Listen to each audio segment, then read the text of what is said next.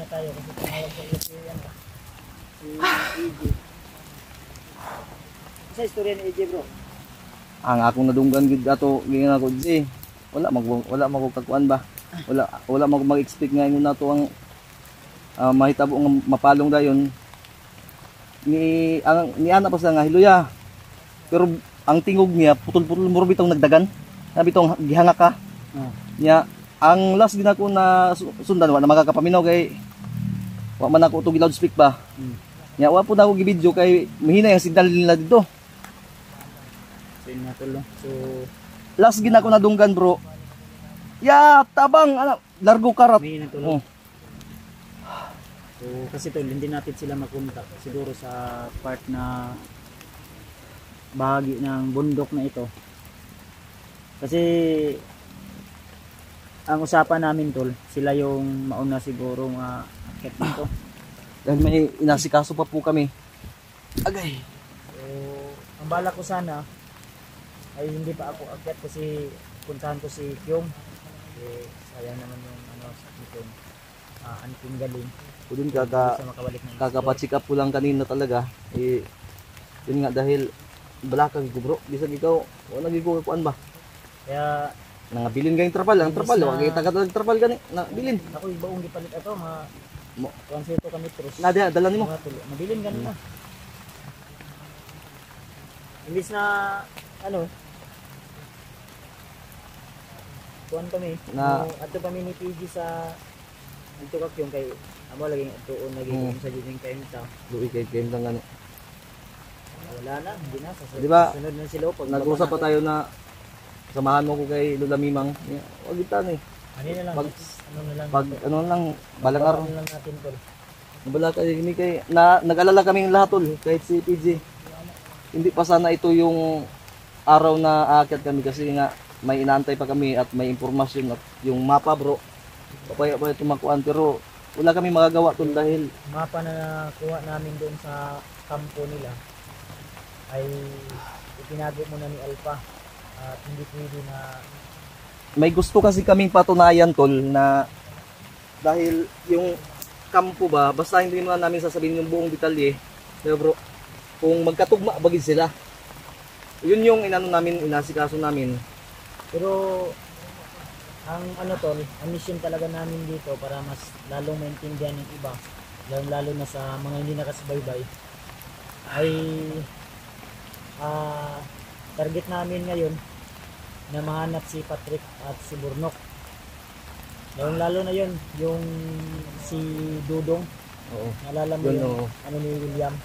yung tauhan niya Kasi laging sinasabi ni sa akin, ni William, Brad, kumusta na kaya yung si pero Bisaya nga pag-istoryahan siya.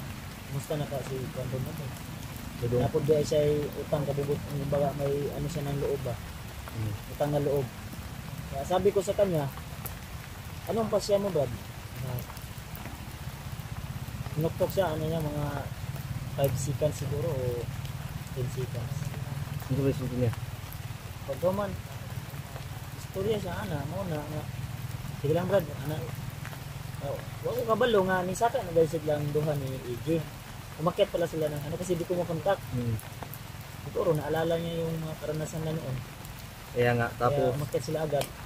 na okasyon din tol dahil gawa ng ang plano kasi namin tol kung yung di ba na sabi ko sa inyo na nasundan ko sana kung hindi lang ako naabutan ng naubusan ng gasolina kung pultang lang ako motor bro sundan nila ako to ba bisa pagtaman ni Valentine's magginukutan na na inihunong lang ko di baking ko kay kabalo ko sa akong gasolina sa isintara ako'y maipit tukilod na pug ko timing tol yun yung plano namin ni Kuya Bads para yung info sa amin na dyan na dinala pinapaklear namin kung talagang andyan pa pero nakita ko sa video nila may narinig sila na sigaw daw. yun pero kaya mas maganda, mas pabor sa atin yun tol na narinig nila yung boses. kaya nga medyo agresibo din tayo ngayon dahil baka siguro malapit na sila nakita na nila kaya siguro pero nakita din sila kaya nagkakagulo na isa po na sa tendency siguro na nahitabo kayo na. So ngayon tol ay hindi pa tayo masyadong nasa talaga ng bundok na ito. Pero alerto pa rin tayo kasi kanina habang papunta kami dito, ang sabi ko kay PG, kay Alpha, na kung maaari ay wag muna kaming magpaputok Iwas talaga kung kasi maaari. baka mabulabog o malirto sila ba. Kaya hindi na kami nag-live. Kahit kina EJ, di ba? Sinabihan natin sila EJ. Lahat na ano na yan, organize na yan. Na ano na namin yan. Briefing na.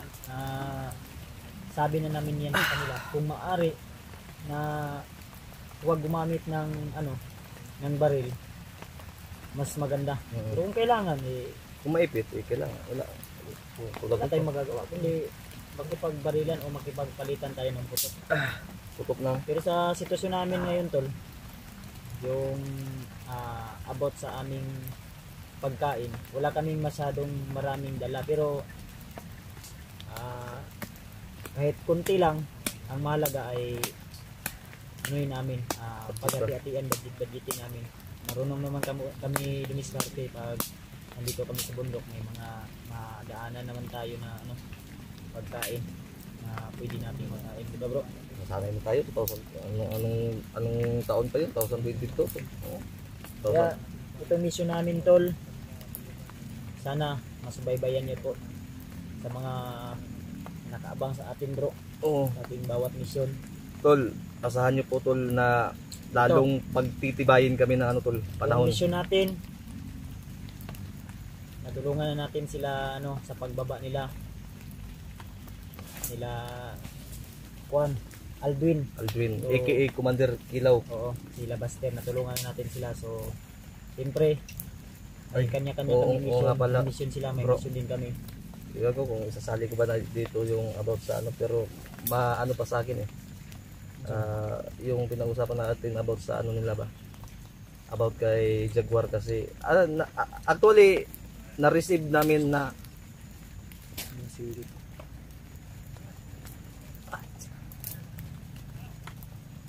parang may mga boss sa natin. mamaya na tayo mapatuloy ito na kasi may tumating.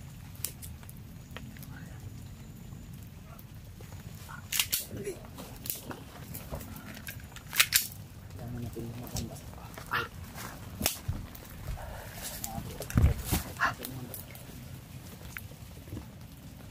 Yawas katakman to.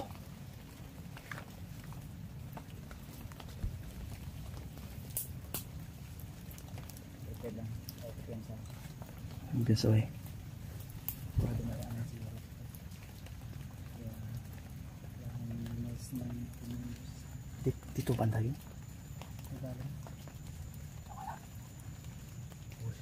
Baka umintok doon. Baka dala din ng hangin. Wala na akong mag-zoom kay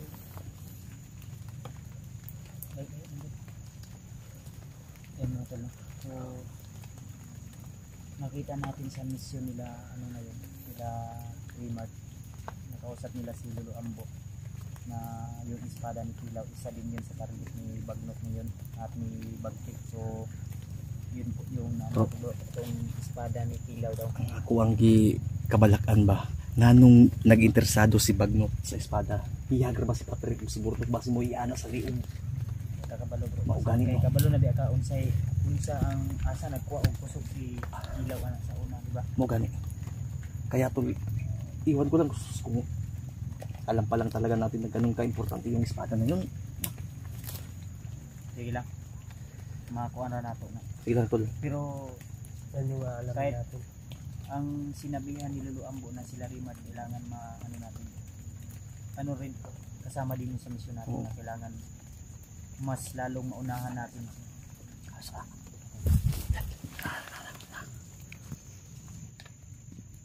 Bro, pantay pasitibay. Dahil ka. Si. Tao si. Distansya gamay. Patay.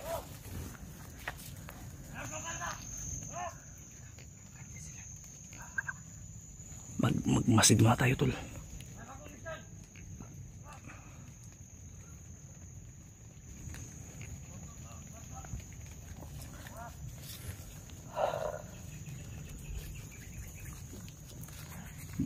Actually tol,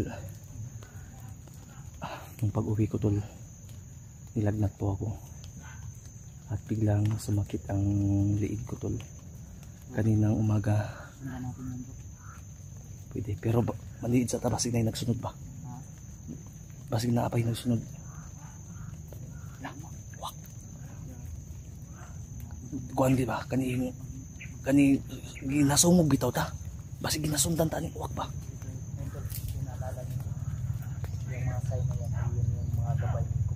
Delikado, may dilubyong dala. Oh, gituyukan na po ta. Ilikotan tayo. May pangamoy na aso itong uwak nito.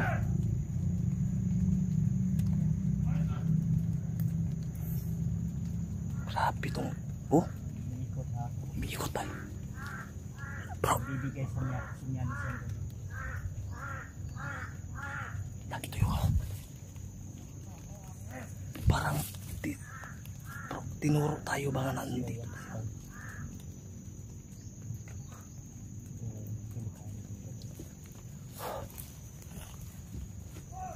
Tingnan nyo, akalain nyo wala sila dyan kanina, diba?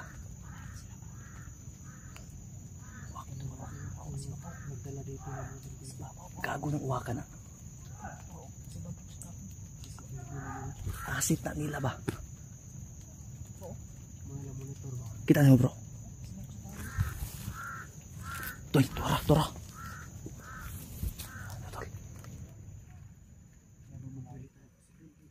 Ay, dili. Malayo yan. Ha? Sa cellphone? Okay. Yawastakan kita isla bro. Duda talaga ako na itong uwak na to yung nagbibigay sa mga... Tara, lipaton ta ng uwak. Tanaw ako, dari nagatubang, murag nagtudlo mga naadiha. Kuya, nag-ilong bay. Miyam. Nakakainis kasi pakinggan eh. Nakakainis.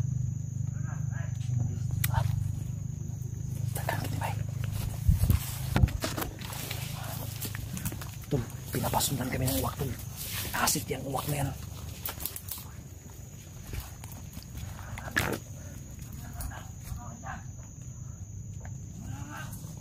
Tagadungo ko, Commander Bagnot daw.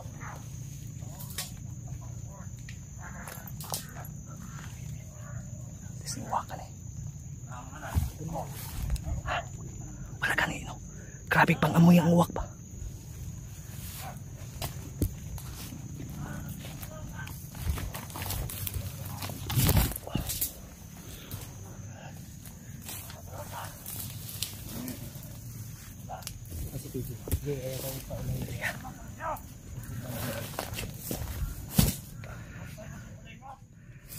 Yatis na eh.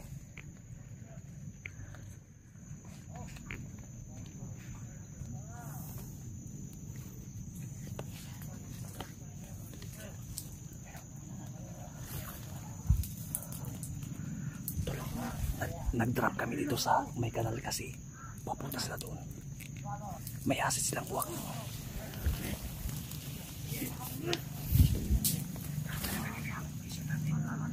Hapit kita oh.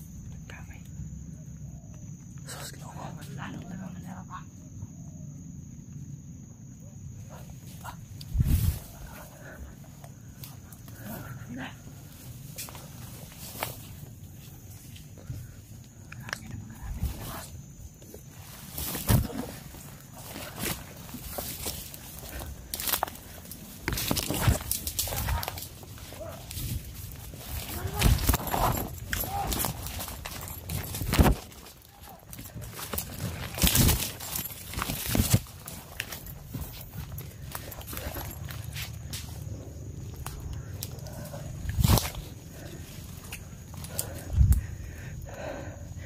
Grabe.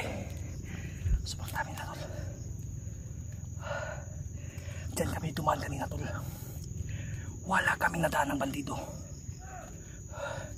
Pagdating ng uwak na yan,